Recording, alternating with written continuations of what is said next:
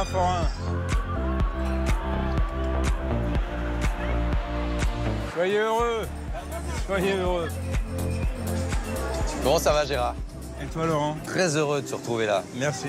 Moi, en vous regardant marcher comme ça, je me suis dit, il se sent plutôt pas mal ici. Je me sens avec les gens que j'aime. La foire du trône, le une fête peuple, foraine. les gens populaires. Je sais que j'ai beaucoup d'amitié avec tous ces gens. J'ai fait les marchés, j'ai fait les foires. J'ai besoin de ce contact heureux. Vous allez être initié au monde des forains par votre grand-père. Oui, mon grand-père avait... mon grand-père vivait en caravane déjà. Il jouait de Django Reinhardt, il jouait de l'accordéon, il jouait de la guitare, il jouait de la scie aussi. Ouais. On me laissait avec lui. Pourquoi? Parce que j'étais fan de sa caravane. Et j'ai toujours, depuis, eu des caravanes. J'ai des souvenirs surtout d'odeurs, de bruit, de choses qui sont festives, d'amitié, de solidarité. J'aime les forains et j'aime leur solidarité. Quand j'ai préparé cette interview, et souvent c'est le cas, j'écoute au casque des interviews et j'écoute votre voix. Vous avez votre voix qui est souvent libre, assez cash, assez directe, avec une vraie culture même de l'argot. Elle vous vient d'où, cette gouaille? Ça, je ne peux pas vous dire. Elle vient des marchés sûrement, elle vient des puces de Saint-Ouen, elle vient du fait que personne ne m'a jugé à l'époque en me disant non, il ne faut pas parler comme ça. Si l'on jugeait les choses sur les apparences, personne n'aurait jamais voulu manger un oursin. Voilà. Ouais. Ça veut tout dire. Il faut toujours aller au-delà de ça. Bah oui, forcément. Ça, c'est du pagnol. C'est tellement imagé. Ah bah j'adore, on le voit tout de suite, on comprend tout. On a tout compris. Et se méfier des apparences, justement. Moi, je lisais quelques interviews de vous. Souvent, les journalistes ils disent Gérard Lanvin, quand on va le voir, on a un peu peur. Elle vient d'où, cette idée-là? Bah, j'en sais rien. J'en sais rien, oui. C'est ce qu'on appelle aussi un peu le charisme. Est-ce que tu as peur de moi? Non. Voilà, donc chacun ses trouilles. Hein. Il se démerde. Remarque, quand je regarde Momon, par exemple, dans Les Lyonnais, bon, c'est pas le premier mec à qui on tape dans le dos tout de suite, quoi. T'as un message à lui faire passer? Pourquoi t'es facteur?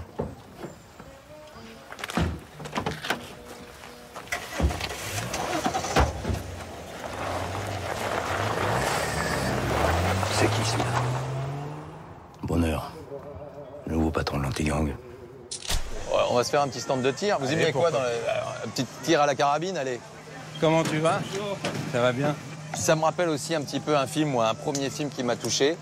Sarlat, ça vous dit quelque chose? Choix des armes, 1981. Quand on m'a présenté Yves Montand, il était de dos. Il s'est retourné, il avait 2 Kleenex dans le nez. Et il me fait « Excusez-moi petit, c'est pour le froid, pour pas que le nez coule ». C'est vrai qu'Yves Montand, ça a été impressionnant. La seule chose que je peux lui reprocher, c'est qu'à un moment, il met un calibre sur la joue et évidemment, il l'a mis avec force.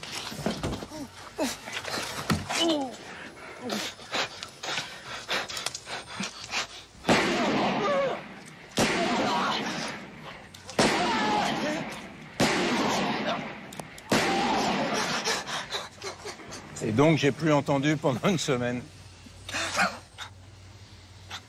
Ces 5-là, j'espère que tu les garderas toujours là-dedans. J'en essaye une quand même, et puis vous aussi. Voilà, très bien. Pas mal. Voilà. Laurent, on a gagné. On a gagné quoi? On a gagné un tricycle. Vous avez souvent joué, merci beaucoup. Hein. Merci les amis. Vous avez souvent joué les flics et les voyous. Alors parfois, on ne savait pas qui était le bon, qui était le méchant. C'était un peu ça le jeu. Les flics ont toujours eu du fantasme sur les voyous, de l'époque j'entends. Ouais. Et les voyous à l'ancienne s'entendaient plutôt bien avec les flics parce que à ces hauteurs-là, ils se respectaient. Ouais. C'était des époques où flics et voyous se ressemblaient en fait. Dans le dernier opus, dans Balles perdues, il n'y a pas de doute sur le profil un peu du flic. Je sais qui je suis. Marco l'a planté 2 fois avec une fourchette à rôti, une fois dans le bide, une fois dans le dos. Il est là, toujours vivant. Elle n'est pas belle, l'histoire. Alors, comment tu comptes faire aujourd'hui pour t'en sortir? Montre-moi pour voir. Donc, une ordure à jouer. Il y a de quoi faire dans les regards, il y a de quoi faire. Et puis, c'était travailler avec Alban Lenoir, que j'ai connu en tant que figurant. Elle est dingue, cette histoire du selfie. 25 ans après, il était figurant sur un film. Et vous aviez fait une photo avec lui. Oui. C'est lui qui m'a montré cette photo. Et alors, il m'a dit, tu sais quoi, Gérard, à la fin du film, il m'a dit, on fait la même, dans la même position.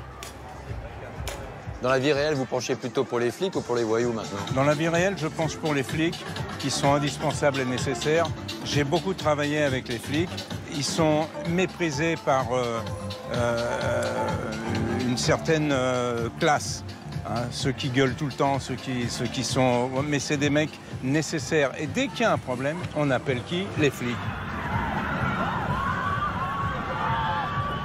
On va les rejoindre. Une personne, un personnage de cette foire du trône, c'est Francine. Bonjour Francine. Enchantée. Comment ça va, Ravi de Francine? vous recevoir. Merci Francine, moi. Avec beaucoup de bonheur. Bonjour. Merci. Enchanté. Bonjour, enchanté. Merci de nous recevoir. Oui. Alors vous faites quoi ici? Alors ici, on fabrique les sucettes. Vous êtes là depuis combien de temps? Ça fait 3 ou 4 générations qu'on est sur les foires. Oui. Est-ce qu'on peut passer de l'autre côté là? On peut s'inviter? Allez. C'est le privilège, les coulisses. Ah, bonjour oui. les amis. C'est là-dessus que ça se prépare? Voilà, ici, ça se passe. Eh oui, magnifique Ça cette fait- plaque en marbre. Vous voyez, là, le sucre, il est en train de cuire. On va le verser, on va le travailler pour que ça arrive à... Ça? Eh oui. Oui. D'accord, on a l'impression que ça venait de l'autre bout du monde, mais en fait c'est vous qui les fabriquez quoi. Oui, oui. Nous, on D'accord. essaye de fabriquer beaucoup de choses. C'est quoi les valeurs des forains? C'est la famille, en fait. La famille. Les forains, c'est une communauté. C'est quelque chose d'idéal pour moi. Ah, Parce ça que me fait c'est, plaisir. mais évidemment, parce que c'est une communauté qui s'entraide. Et une communauté qui s'entraide, c'est la seule façon d'arriver à perdurer. On est quand même des gens qui donnons le bonheur et on veut que ça perdure parce que dans un monde où tout est bousculé, Ouais. eh ben on veut que ça perdure. Oui, mais ça se voit sur vous. Oui. Ça se voit quand vous souriez. Oui. Ça se voit dans la sincérité de votre regard. Ah oui. Il y a une maison où il y a toujours cette caravane qui bouge? Il n'y a pas de maison. Il n'y a pas de maison. Non, il n'y a pas de maison. Ah non. Nous, c'est notre caravane, notre vie. Parce que ce qui est fou, même avec une maison, moi j'ai caravane, hein, même avec une maison, tu vas faire la sieste dans la caravane. Oui, voilà. Hein, quand il pleut, c'est magique. Ah oui. D'entendre le bruit sur le bruit toit de la sur le toit caravane, de- ah, oui. c'est un truc de Ça, fou. Je vais vous Non, emmener puis- si vous voulez boire un avec petit café. plaisir. C'est beau, hein. La matière, c'est incroyable. C'est alien le truc.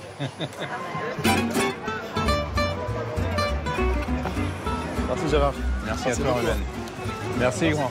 Tu t'appelles comment? Ramzi. Ramzi? Oui. Sans blague. Ramzi, il est connu, hein. Allez, forains. Merci, Ramzi.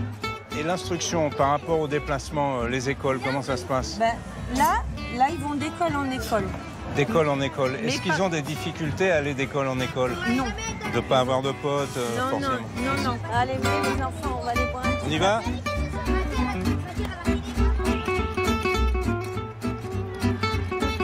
Oui, on rentrait. Allez. Tini douillet. C'est incroyable. Vous avez combien de mètres carrés ici, finalement? Celle-là doit faire 70 à peu près. Oui. Elles sont belles, hein. Oui. Elles ont des visages tellement... Elles tiennent de leurs grands-parents. ça. Ah oui, oui. Mais elles sont heureuses. Ouais. Voilà. Merci mille fois. Merci. Un vrai plaisir d'être avec vous. Merci de votre hospitalité. Merci. Ouais.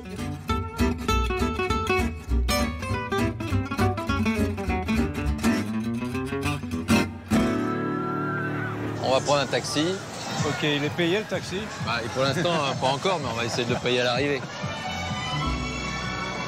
Ah, la voiture tamponneuse. Ça, c'est un signe d'avoir Aznavour là comme ça. Hein.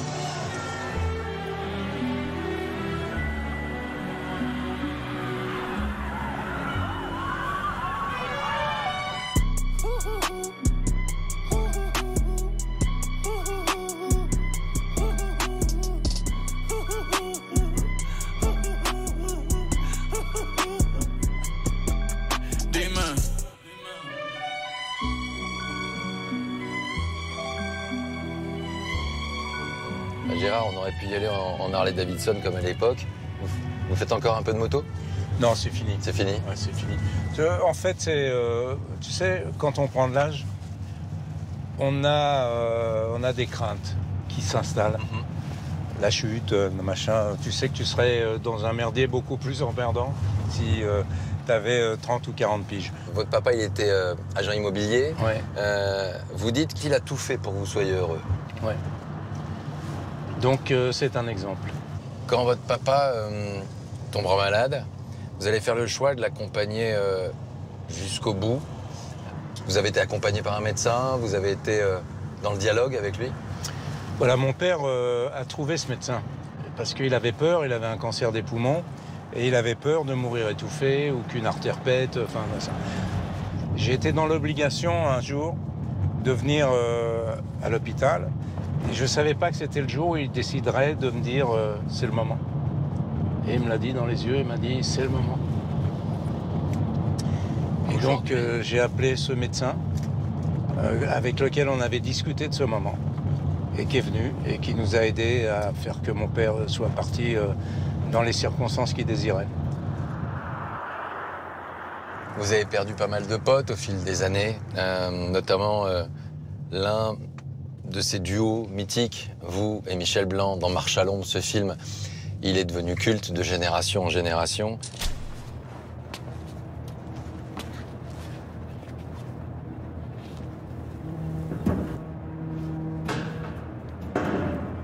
D'ailleurs, cette photo, elle est culte parce qu'elle était pour nous, adolescents, une sorte d'évasion et de rêve d'ailleurs, quoi. Ah oui, quand on vous voit avec le baluchon et que vous êtes à Broadway tous les deux. Ouais, et puis d'abord, ce plan à la Steadicam, où tout d'un coup, des cartons, on passe sur la ville de New York avec un producteur qui était décidé à ce qu'on tourne la nuit pour profiter des lumières de Broadway, le quartier bouclé, des milliers de gens qui voient un tournage quand même important, et tout le monde a supposé certainement que c'était De Niro et Al Pacino. Et moi, j'arrive, je tourne la rue avec des mecs extrêmement déçus de voir deux blaireaux de base qui se passent une banane et $1. Ah non. Bon, écoute, c'est pas compliqué. Hein. Tiens, là ton dollar, ta banane, mon pote. Voilà. Salut et marche à l'ombre. Ok, ça vaut mieux comme ça. On va voir si la mémoire, elle est toujours là, parce que il y a quelques personnages qui nous ont tous bien sûr marqués. Je voulais savoir si vous vous souvenez. Sarlat, on en a parlé tout à l'heure, c'est le choix des armes. Ouais. François Jacquemart, ça vous dit quelque chose? Oui, oui, c'est le prix du danger. C'est le prix du danger. Ouais, Yves Boisset? Yves Boisset, oui. Autre personnage, Michel Saint-Josse. Alors ça, c'est Camping. Ouais. J'étais heureux de travailler avec Franck Dubosc et on a fait un film qui a cartonné. Richard Chapoteau. Ah oui.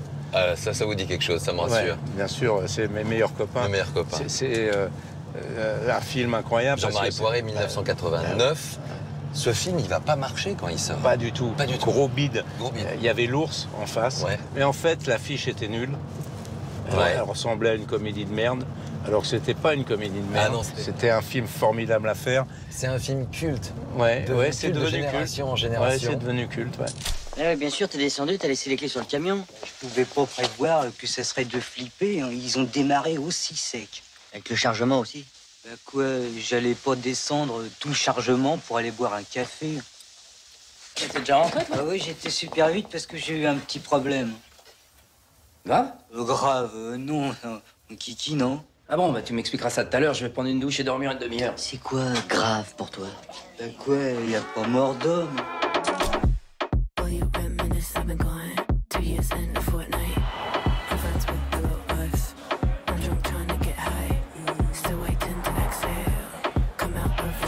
Gérard, vous êtes un peu de chez vous ici. Ça, c'est le marché de Saint-Ouen. Ouais. Vous avez passé une bonne partie de votre jeunesse ici. Ouais. Vous faisiez quoi? J'avais un stand avec un copain qui s'appelait Marc. Ouais. On faisait que de la fripe américaine. On achetait au kilo ce qu'on vendait à la pièce. D'accord. On prenait les sous comme ça. Et avec aussi le plaisir de vendre des pièces rares. C'est-à-dire les tissus, les couleurs, les coupes, toutes ces choses-là qu'on va retrouver chez mon copain. Là. C'était l'effervescence ici, dès 6 h du mat, il y avait une atmosphère. Alors, pour les chineurs, oui. Ouais. Pour ceux qui cherchent la pièce rare. À la limite, c'est à ce moment-là. Ben oui, parce que quand tu ouvres une balle où il y a 400 blousons en jean, il y en a forcément 3 qui sont une tuerie. Quoi. Ouais. Et c'est sur ces 3-là que tu vas vivre. Après, les autres, c'est du tout venant. T'as pas bougé, toi, mon petit gars. Je t'attendais exprès, en plus. Tu vas bien? Et toi, mon Gégé? Ouais. Super. Ça va? Ouais. Et alors, le cow-boy? Bonjour. Merci de nous accueillir. T'es tout beau. Toi aussi? On fait la bise. Allez. Ça va? Ouais. Donc ça, c'était votre segment vraiment, quoi. Oui. Gérard, il faisait ça, il faisait de la fringue américaine. Oui, de la fripe. Ça, il est mieux placé que moi pour en parler. Mais... Bah, t'as pris la relève. Moi, j'ai pris la relève. C'est quoi la qualité d'un bon vendeur? Est-ce que vous aviez une petite technique? Vous savez quoi? Vous laissiez venir ou vous faire croire au mec qu'il faut qu'il se dépêche. Parce qu'il y a quelqu'un dessus aussi. Il y a quelqu'un sur cette tu vois, pièce. si je te fais essayer un blouson, si t'en sors 10, il va machin. Si t'en sors 1, le mec il va dire c'est combien ça tu fais. Là il y a un mec dessus. Il y a déjà quelqu'un dessus. Donc moi je dis rien, mais en tu fait vois, ça peut. Je peux pas le. Il va revenir, il a été chercher du liquide, je crois, mais enfin essaye-le si tu as envie. Mais le mec il essaye pour un peu que ça lui va. Je dis écoute. Si tu veux le prendre, prends-le. Prends-le maintenant. Mais dépêche-toi. Parce que j'ai pas envie d'avoir d'emmerde. Il y avait le désir, maintenant tu as créé le besoin. Voilà. Ouais, c'est ça. Ouais. En plus, vous avez habillé quoi? Des personnalités qui sont venues? Oui, enfin alors au plus j'ai rencontré surtout Martin Lamotte. Martin Lamotte. Tout ce qui m'est arrivé, c'est grâce à Martin Lamotte. Parce que vous travaillez ici, Martin Lamotte vous voit. Au départ, vous vouliez pas être comédien. Ah non, moi au départ j'étais pucier, j'étais forain, je faisais les foires et les marchés, j'étais heureux, j'avais mon camion. Et il s'est trouvé que Martin est venu plusieurs fois au Puce. Et un jour il m'a dit tu connais pas un mec qui a un camion parce que nous on fait du café-théâtre et puis on va changer d'endroit. Je suis allé les voir et j'ai pris une claque. Et ça c'est la fameuse salopette Oshkosh? Ah bah ouais. Ça c'est celle avec Coluche. Ça vous avez vendu ça à Coluche? J'ai vendu, moi, elle n'était pas à rayures. Elle n'était pas à rayures? Elle était Oshkosh en dénime, Non, elle n'était pas à rayures. À l'époque, ça est devenu l'objet fétiche de Coluche, quoi. Ah ouais, c'était son costume de scène. Costume de scène. Tu sais pourquoi? Parce que Coluche a pris 40 kilos. Parce qu'il s'est dit avec un nez rouge et beaucoup plus gros, je vais être un clown beaucoup plus remarqué. Il avait raison. Et donc, la salopette, quand t'es gros, c'est l'idéal. Parce que tu peux bouger dedans. On va voir l'intérieur un peu? Ouais, avec plaisir. Tu vois, t'as une odeur, un univers. La Tiag. Il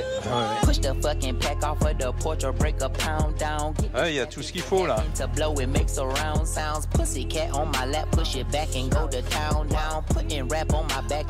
T'en as des bottes dans ma taille comme ça en 43? Ouais, GG. Gérard, quand vous rencontrez Coluche, il vous fait faire... Vous avez d'abord été chauffeur pour lui? Oui. Ouais. Ensuite, vous allez même quand même vous installer chez lui? Bien sûr. Vous allez vivre chez Coluche pendant quelques années? Oui, c'était la maison de la rue Gazan. Je commençais une vie, tu vois, particulière, où j'étais pas sûr de bouffer tous les jours. Coluche m'a dit, bah, viens habiter à la maison. Vous avez pris des notes. Vous avez toujours ce petit carnet, ces petits carnets sur lesquels j'ai toujours des petits carnets. Quand vous chopez des phrases, des choses, des idées. Et ça, vous le faisiez aussi pour lui? Il récupérait des choses? Je l'ai fait, c'était les brefs de comptoir de l'époque. Ouais.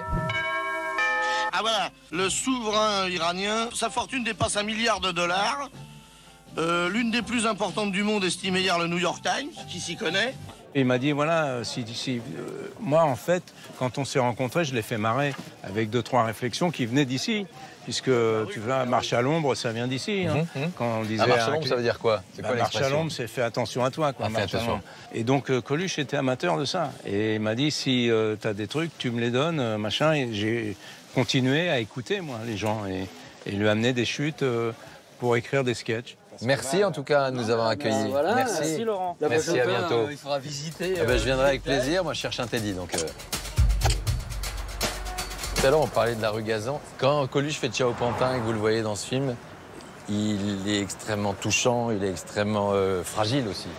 Alors le problème c'est que Véronique était partie et que Coluche est tombé d'abord dans la défonce, mais aussi dans l'alcool. Et il y a un moment où, quand j'ai été le voir après qu'il ait eu le César, il m'a dit « Tu vois pas, non, j'ai rien fait. J'étais juste mal. » J'étais juste moi-même. Ouais. Et donc, quelque part, le rôle a correspondu à un moment de sa vie où il était dans la détresse, quoi, en fait. Avec le recul, vous l'aimez comment, ce métier de comédien? J'adore. D'abord, c'est un métier de rencontre. J'aime les acteurs. Ce métier d'acteur m'a provoqué m'a permis de vivre une vie exceptionnelle. On arrive effectivement dans un lieu où le cinéma il est partout là.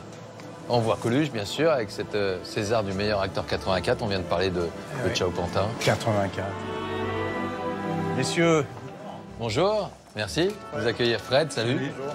Alors vous avez une autre caverne d'Ali Baba ici, vous êtes passionné de cinéma et de bobines de films aussi, c'est ça? C'est ça, de cinéma, mais surtout de façon très fétichiste, du cinéma en pellicule. Ah ouais, c'est vraiment le... Oui, c'est Noël. C'est Noël en fait, c'est ça. Ouais. Les mecs qui cherchent un truc sur le cinoche, c'est Noël. Il y a du Belmondo, Ouais. Jean-Paul, un jour, il vous a passé un petit coup de téléphone. Enfin, vous êtes vu? On s'est vu chez César, son coiffeur, où Georges Lautner m'avait amené.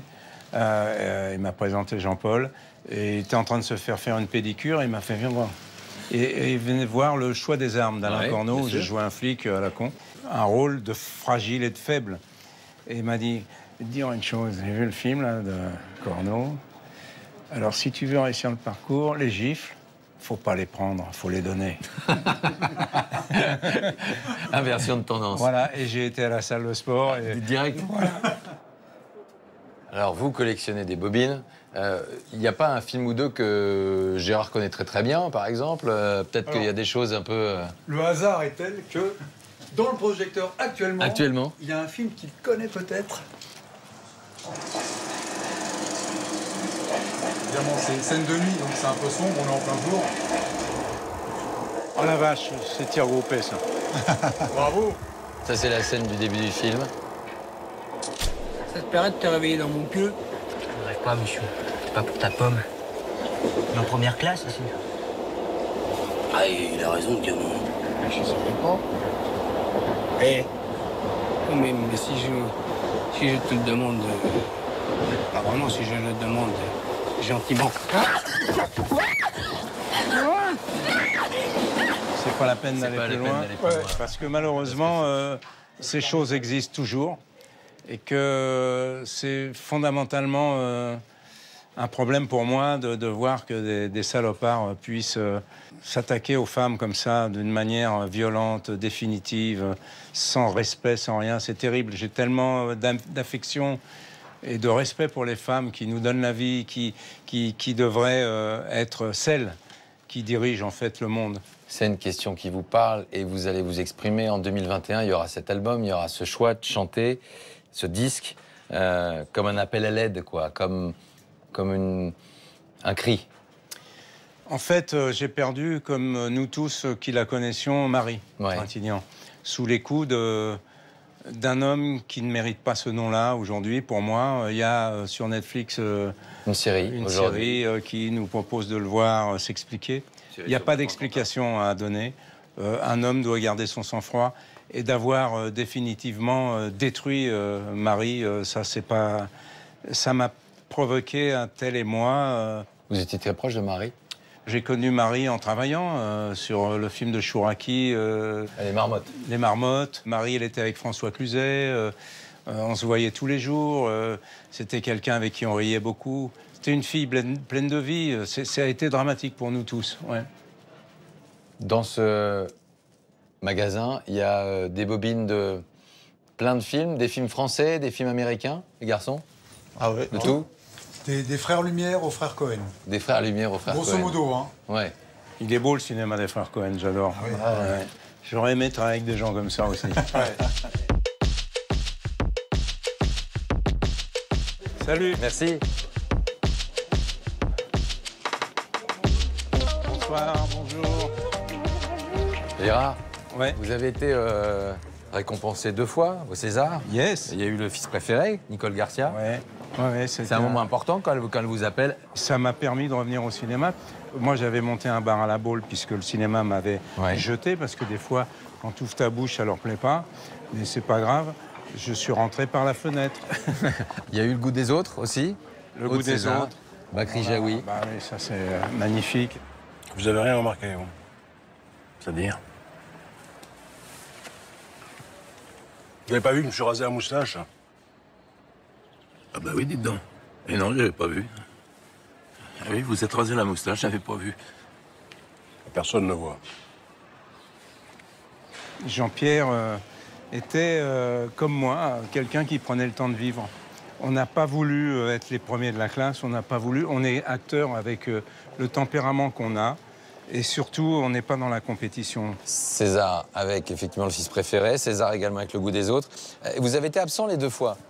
C'est l'idée de quoi? De ne pas m'emmerder dans une soirée où tout le monde s'emmerde.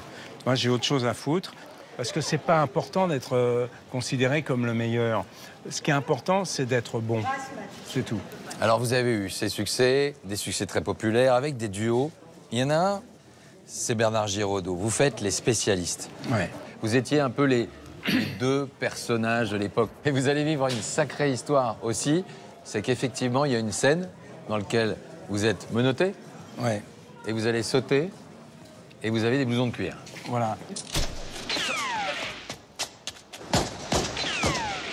Bon, tu fais ce que tu veux, mais moi je saute. Non! Hey! Non!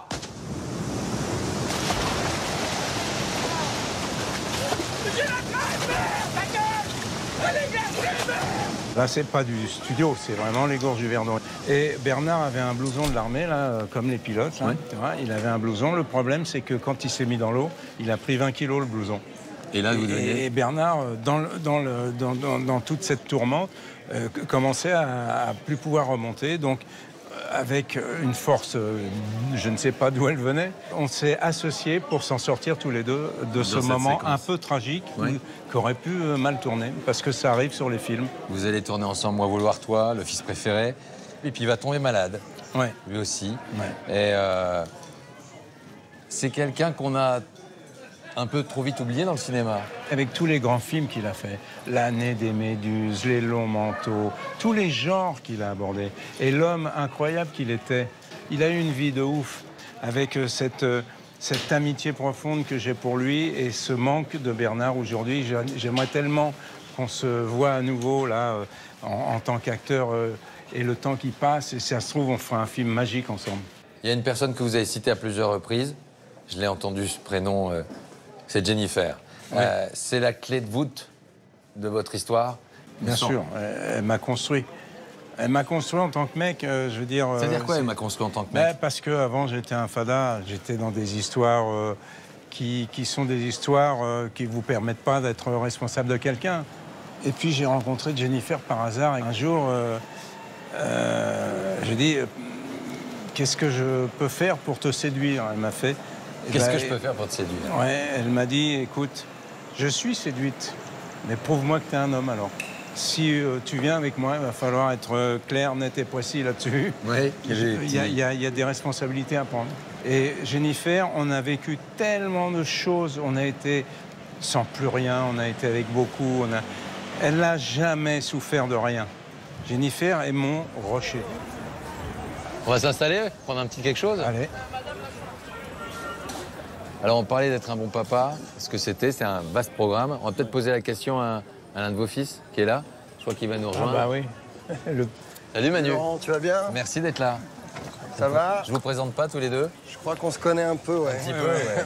C'est un peu la petite question qu'on se pose toujours. Il est comment comme papa? Il est cool, mais en même temps assez exigeant. Exigeant. La musique? La musique, c'est un truc de dingue. Elle est venue comment, cette idée de chanter et de jouer ensemble et de se retrouver sur scène? Parce que c'est une aventure géniale. C'est une aventure exceptionnelle parce que toi qui es papa aussi, je te souhaite d'avoir avec un de tes enfants une complicité artistique. Vous vous souvenez du coup de téléphone de Johnny un jour? Quand il vous dit je voulais te parler de Manu, il a un truc, il a un vrai truc. Manu, si tu veux, a ouvert la tournée de Johnny en première partie. Là, Johnny m'a dit Manu, c'est une pointure.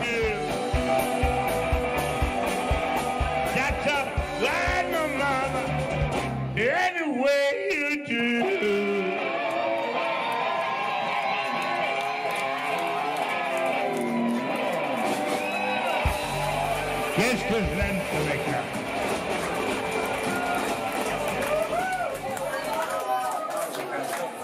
Et vous êtes retrouvés à travailler ensemble pour composer, Ça doit être magique de se retrouver en studio, père et fils. En fait, on s'est trouvé quand même une occupation parce que c'était pendant le Covid.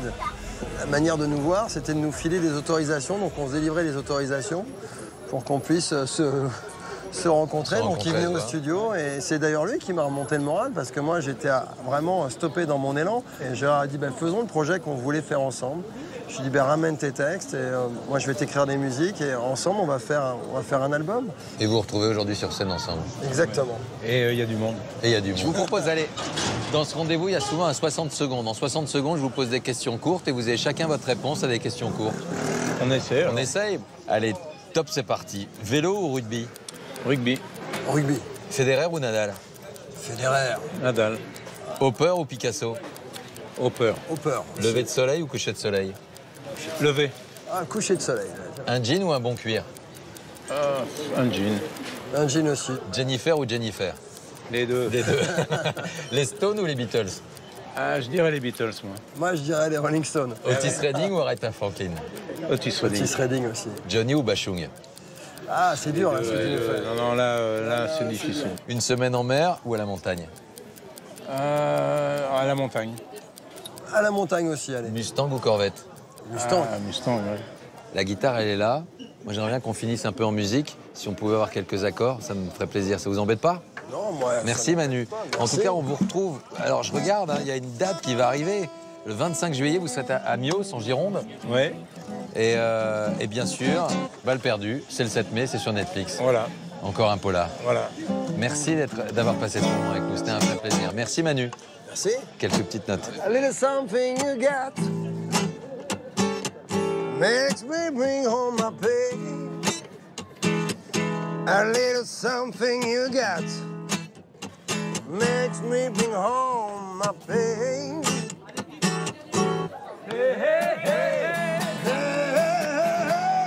hey, hey,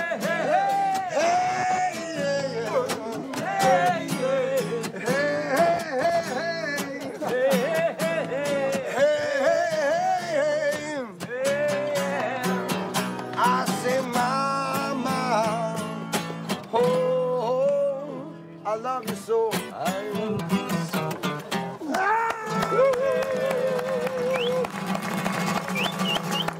Merci 1000 fois. Merci beaucoup. Merci.